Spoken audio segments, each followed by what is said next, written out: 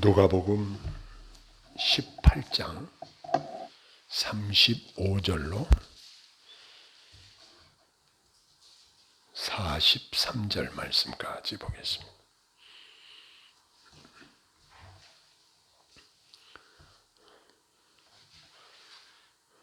누가복음 18장 35절로 43절 말씀 제가 봉독합니다. 여리고에 가까이 가셨을 때에 한 맹인이 길가에 앉아 구걸하다가 무리가 지나감을 듣고 이 무슨 일이냐고 물은데 그들이 나사렛 예수께서 지나가신다 하니 맹인이 외쳐 이르되 다윗의 자손 예수여 나를 불쌍히 여기소서 하거늘 앞서가는 자들이 그를 꾸짖어 잠잠하라 하되 그가 더욱 크게 소리질러 다윗의 자손이여 나를 불쌍히 여기소서 하는지라. 예수께서 머물러 서서 명하여 데려오라 하셨더니 그가 가까이 오매 물어 이르시되 내게 무엇을 하여 주기를 원하느냐. 이르되 주여 보기를 원하나이다. 예수께서 그에게 이르시되 보라 내 믿음이 너를 구원하였느니라 하시매 곧 보게 되어 하나님께 영광을 돌리며 예수를 따르니 백성이 다 이를 보고 하나님을 찬양하니라. 아멘.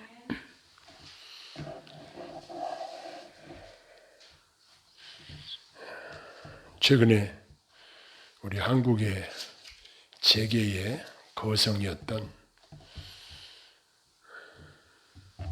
삼성그룹의 회장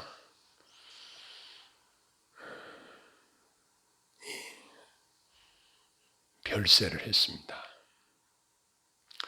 이건희 회장이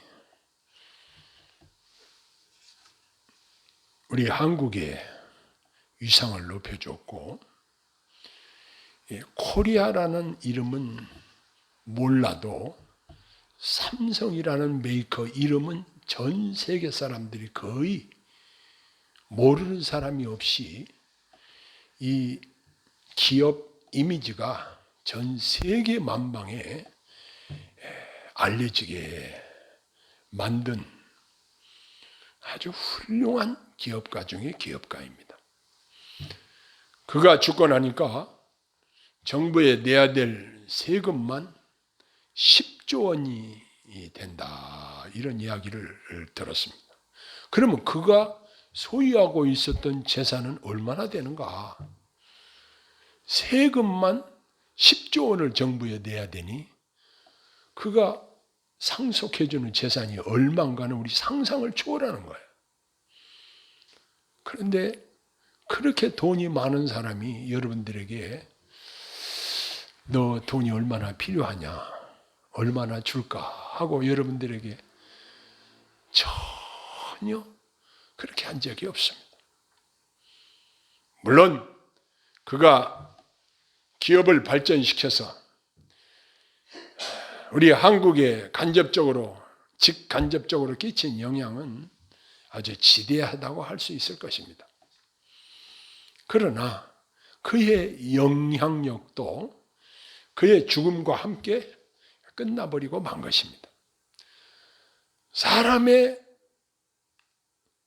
유한성을 여기서 잘 우리에게 실물 교육을 시켜준 것이라고 할 수 있습니다. 누가복음 18장 중간 부분에 보면 예수님께서는 앞서서 부자 관원과의 영생이라는 주제로 대화를 나누셨고 그러나 그 관원은 예수님의 말씀대로 순종하고 영생을 얻었다는 기록이 없고 심히 근심하며 예수님의 곁을 떠나버리고 말았다는 사실입니다.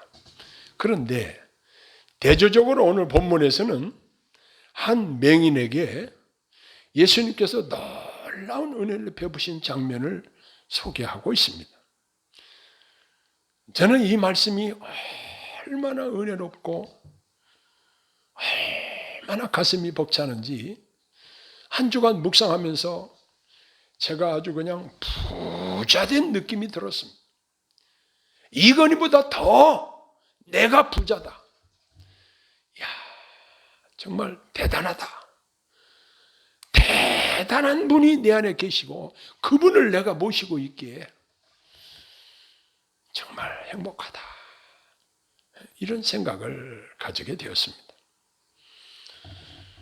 오늘 우리가 읽은 이 본문에 앞서서 예수님께서는 앞으로 자신에게 되어질 일에 대한 예고를 하십니다. 자신이 예루살렘에 올라가서 잡히시고 희롱과 능욕을 당하고 침뱉음을 당하고 채찍질 당하고 결국 죽임 당하신 후에 3일 만에 살아나실 것을 예고하셨습니다. 그런데 제자들은 이 말의 뜻을 아무도 깨닫지 못했다는 사실입니다. 예수님이 어려운 말로 하신 것도 아닙니다. 정말 쉬운 이야기로 하셨습니다. 그런데 왜 제자들이 깨닫지 못했는가? 그 이유는 말씀이 비밀로 감추어져 있어서 그 말씀을 깨닫지 못했다는 것입니다. 오늘날도 많은 사람들이 똑같은 자리에서 똑같이 복음을 들어도 깨닫지 못하는 분과 잘 깨닫는 분들이 있습니다. 우리가 들은 주의 말씀을 깨닫고 믿는다는 것이 얼마나 다행스럽고 감사한 일인지를 다시 새삼 생각하게 됩니다. 오늘 읽은 본문의 이야기는 장소적으로 보면은 여리고에 가까이 가셨을 때에라고 소개가 됩니다. 그곳 한 맹인이 길가에 앉아서 구걸하다가 사람들이 지나감을 듣고 눈에 보이는 사람들에게 물었습니다. 이게 무슨 소리냐? 볼 수 있는 사람들에게 물었을 때 사람들이 대답하기를 나사렛 예수께서 지나가신다. 이렇게 알려주었습니다. 이 맹인은 가난하고 시각장애인이고 사람들에게 무시를 당하는 그러한 존재였습니다. 그는 생업을 가질 수가 없어서 길가에서 구걸로 생계를 유지하는 자였습니다.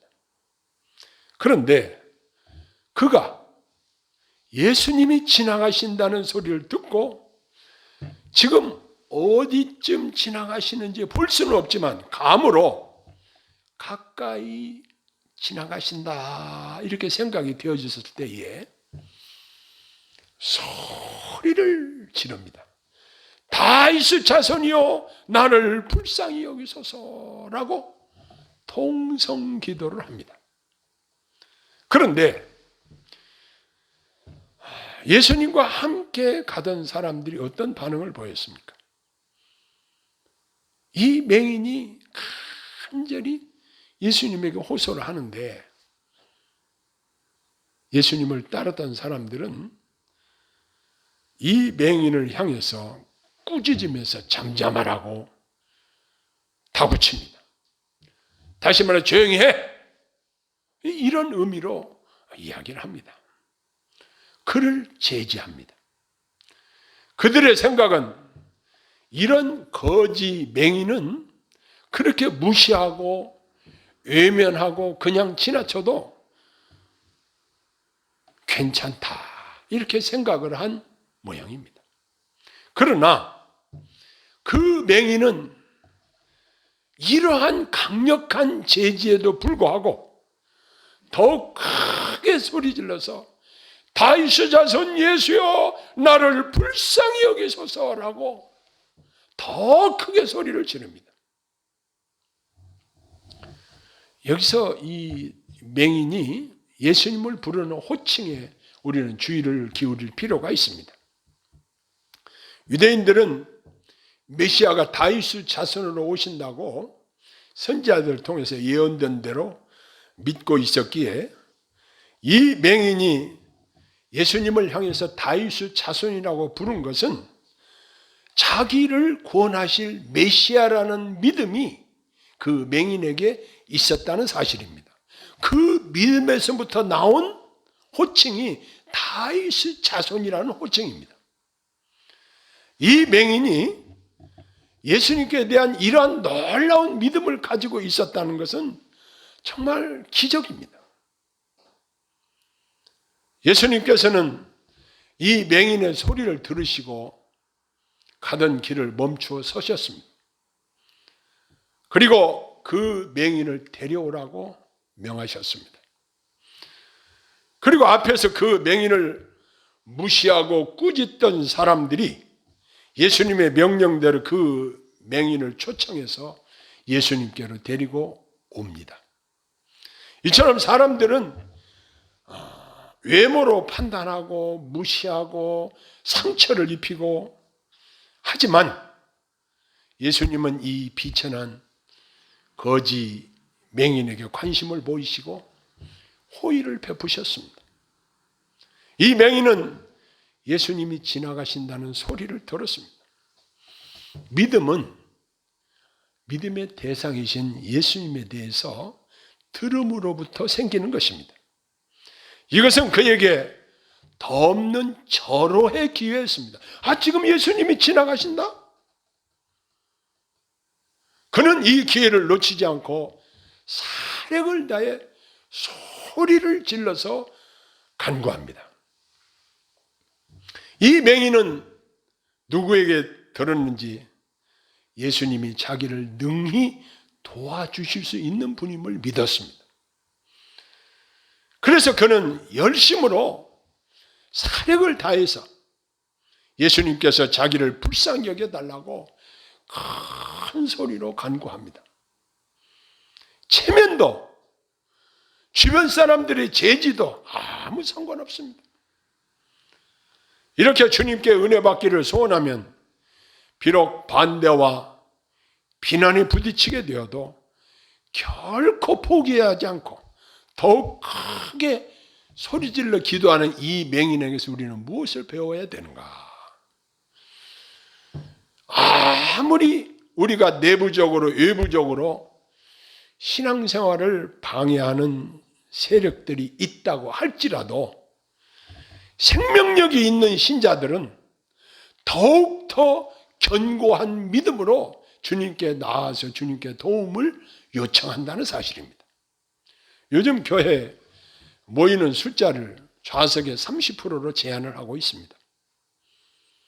사실 여러분 가보시면 알겠지만 식당 같은 데서도 잘 되는 식당은 앉을 자리가 없이 꽉꽉 들어찹니다.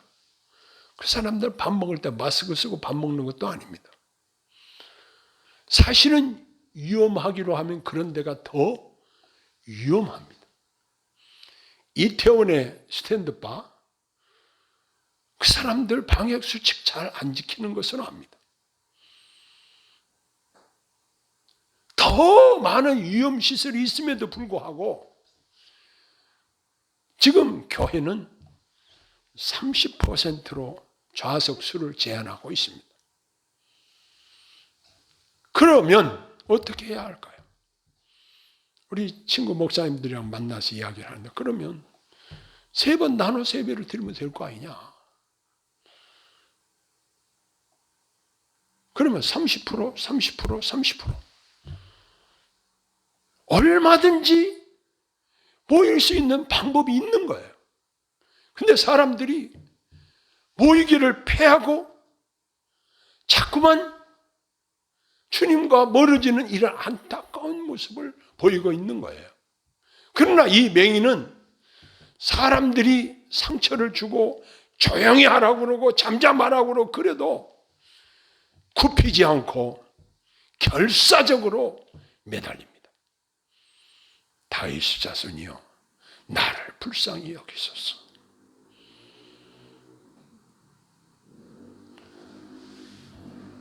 예수님은 사람들이 무시하는 한 맹인을 자기에게 오도록 초청하시고 그의 기도와 같이 그를 불쌍히 여기시고 그에게 은혜를 베푸셨습니다. 예수님은 그에게 질문을 하십니다. 내게 무엇을 하여 주기를 원하느냐? 저는 이 예수님의 말씀을 묵상하면 할수록 얼마나 가슴이 벅차는지 너무너무 감사한 생각이 들었습니다. 오늘 이 시간에도 예수님은 우리를 향해서 저와 여러분들에게 너에게 무엇을 하여 주기를 원하느냐 라고 물으신 것입니다.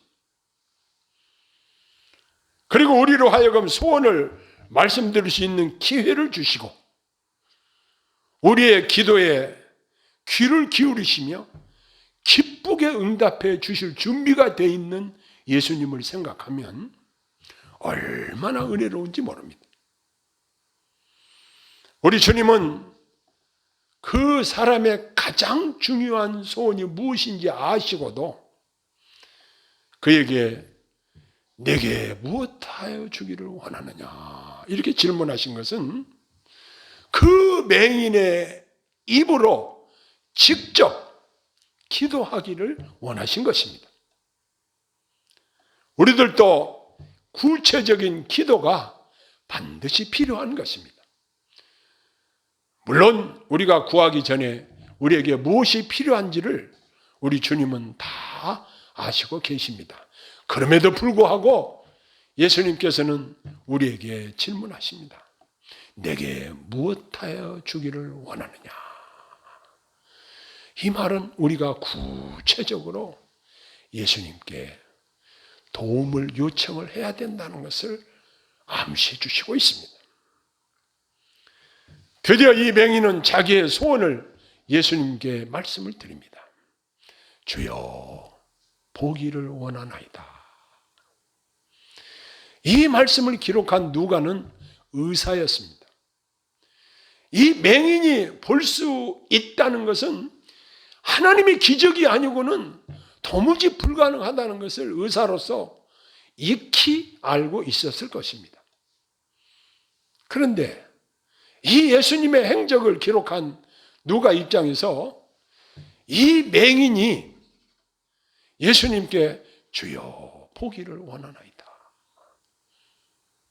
이 기도문을 그대로 기록하고 있습니다. 이 믿음의 기도는 결코 헛되지 않고 예수님께서 응답하시기를 보라 내 믿음이 너를 구원하였느니라 하시며 곧 보게 되어 하나님께 영광을 돌리며 예수님을 따랐다. 이렇게 기록하고 있습니다. 여기 정말 아무것도 보지 못하는 불쌍한 시각장애인이 이제 시력을 회복하고 얼마나 감격스럽고 얼마나 감사하고 좋았겠습니까? 우리가 그 장애 등급이 여러 가지가 있는데 그 장애 등급 중에서 시각장애인 등급은 매우 높습니다. 그 정도로 불편함이 이루 말할 수 없이 불편합니다.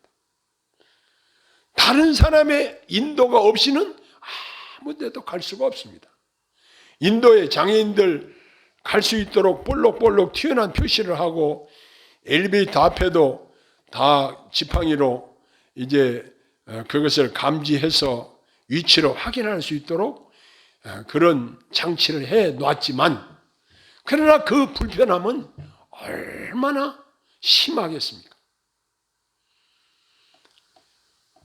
그런데 이 아무것도 보지 못하는 이 장애인이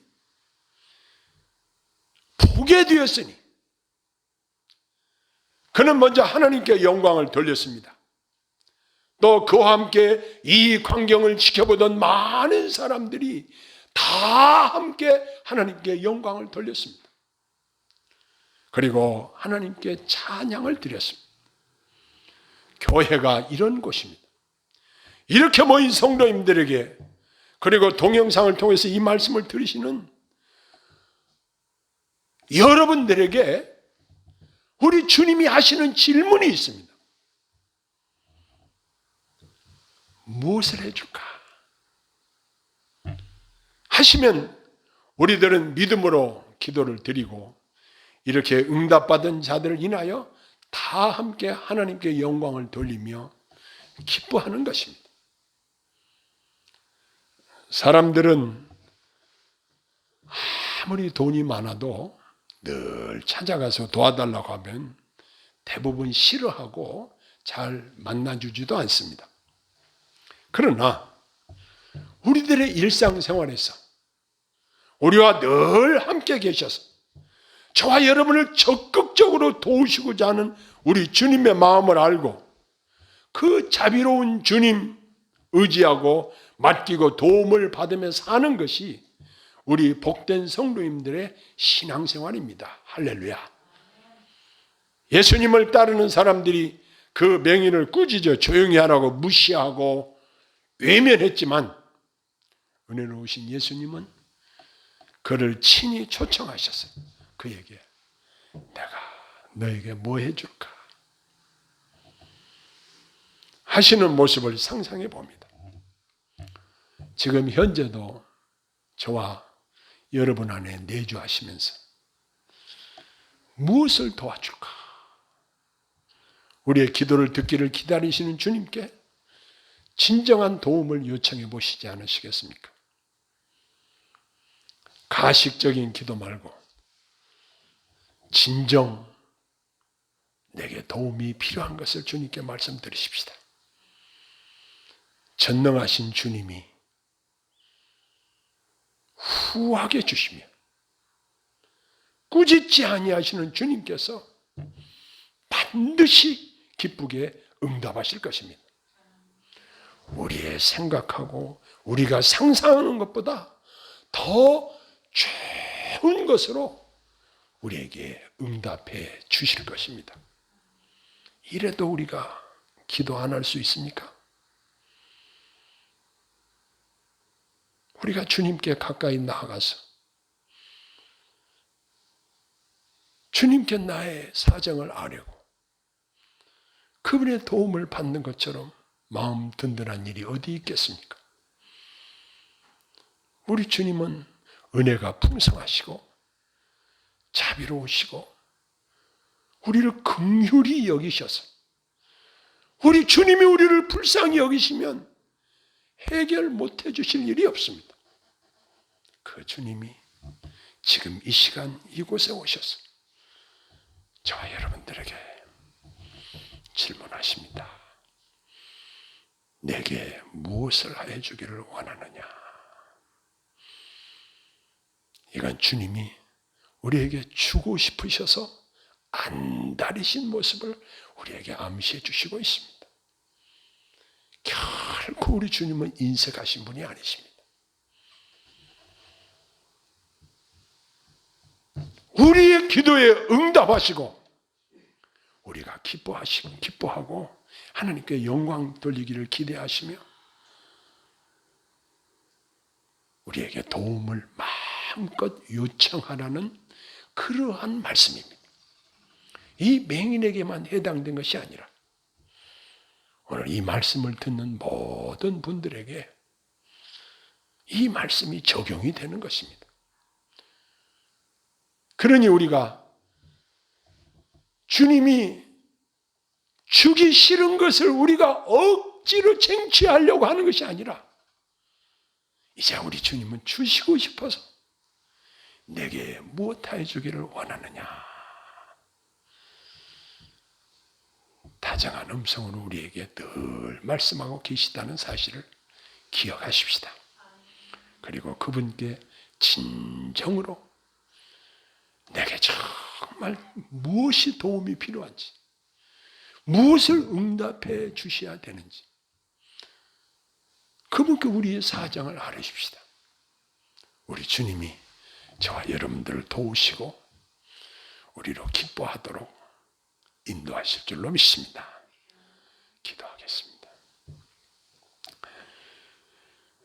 은혜와 사랑이 풍성하신 주님, 저희들에게 무언가 해주시기를 원하시는 주님, 그러하나 저희들은 주님께 가까이 가기를 싫어하고 주님께 기도하기를 게을리하고 인간적인 방법만을 추구했던 불신앙적인 모습들을 주님 앞에 내려놓고 자복하고 회개합니다.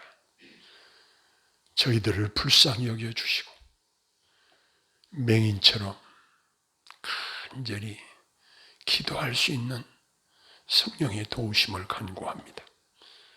그리고 주님의 기도의 응답으로 사는 저희들 되게 하옵소서. 하나님 아버지 앞에 찬양과 영광으로 화답하게 하옵소서. 예수님 이름으로 간절히 기도하옵나이다. 아멘.